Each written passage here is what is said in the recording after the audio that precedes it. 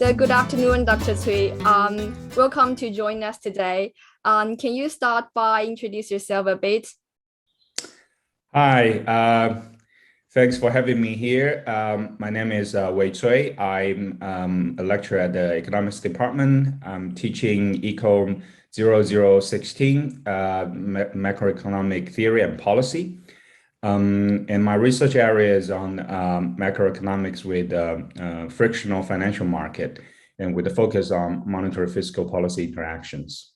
We are interested in your motivation. What motivates you to start economics? Well, economics really interesting, isn't it?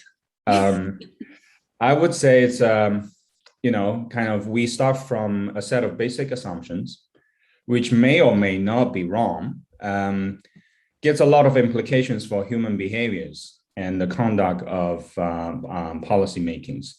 I think that's fascinating. You start from very simple stuff, and then you have very rich implications. I know there are a lot of aspects being criticized, but one has to realize economics is a subject constantly evolving. And now we have, heterogeneous agents, we have behavior types of consumers, and very realistic market structures. So I think it's becoming even more interesting than a few years ago, even a few decades ago. So I think it's really, really fantastic subject to study. Personally, I had very terrible experience during the 1997 Asian financial crisis. So I'm old enough to experience that. And I really want to understand the link between financial system and the effect between financial system and the macroeconomics. And to understand that better, I think one needs to do a little bit quantitative work. We talk about, amplification from the financial system. If you recall the housing and asset prices in transforming or propagating the shocks. So that's something I think motivates me to study economics, and to understand better, one needs to know how large is the amplification and so on. So let's come to the next question. That's why do you decide to study in the US after your bachelor's degree, and also why do you come to UK after your PhD? That's a very tough question. I think life is a box of chocolate, right? You never know what you're gonna get.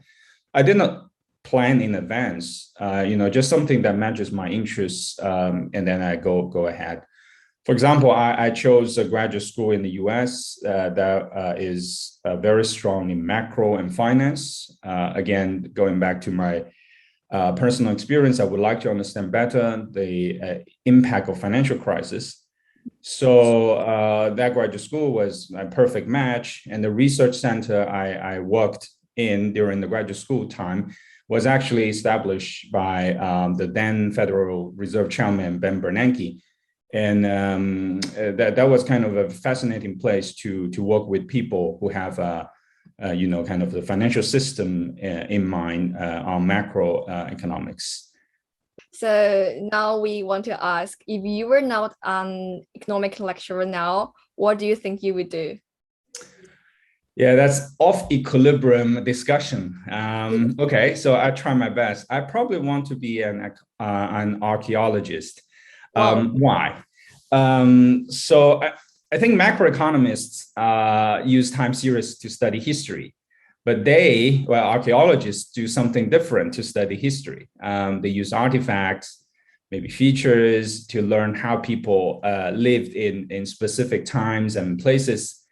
And they need all kinds of evidence to construct a story. And these stories may be rewritten once more if new evidence is shown. So I was fascinated about the relationship, for example, between Neanderthals and Homo sapiens, modern human beings, and the relationship is constantly rewritten if you have new evidence.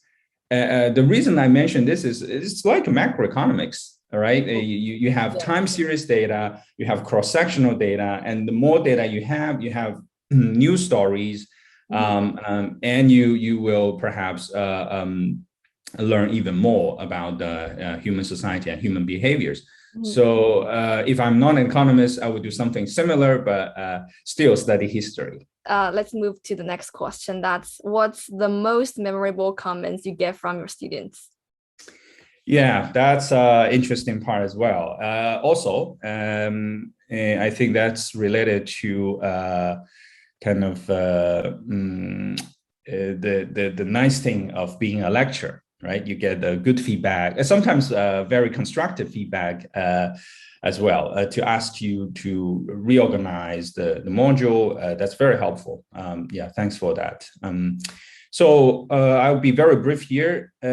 The most memorable two comments I received, I usually keep a record of those comments. Just repeat here. You made me to rethink the society and human behaviors. Wow. Yeah, that was kind of a very good, I think, compliment for me. And the second one is, that's particular about last year. Since we have Zoom lectures, I usually play some background music before the start of the lectures. And surprisingly, someone said that Dr. Cui's music taste is great. I feel very happy about that. Yeah, these two comments are very memorable. Thank you very much. And I think macroeconomic lectures were one of the modules I enjoyed most last year because you always illustrate everything in a very logic way. Well, this is the third most memorable comment. Thank you. And we have a recording for this, so I don't need to keep an extra record for that. Thank you so much. So let's come to our last question. That's, can you recommend us one of your favorite books? And it's good if you can show us in front of the screen. But I like this book. Mm-hmm. This time is different. 8 Centuries of Financial Folly, by Reinhardt and Rogoff, two very great economists, and they advise policy makings as well. I find this book really, really enjoyable to read. Mm-hmm. It's basically about every time with the financial crisis, before the financial crisis, whether it was caused by government debt or maybe just the collapse of the private financial market, every time people will say, this time is different. No, every time is the same. In the end, it's all about, overborrowing, high leverage. And every time people think, look, we're going to have a different time. We will be fine. But according to this book, every time is the same. And we are actually in the current situation with high debt to output ratio. Look at a lot of OECD countries, usually above 100 or 120% debt to GDP. Yes, it's going to be okay if interest rate is low for a long time. The big question is, will that stay low for a long time? Let's see.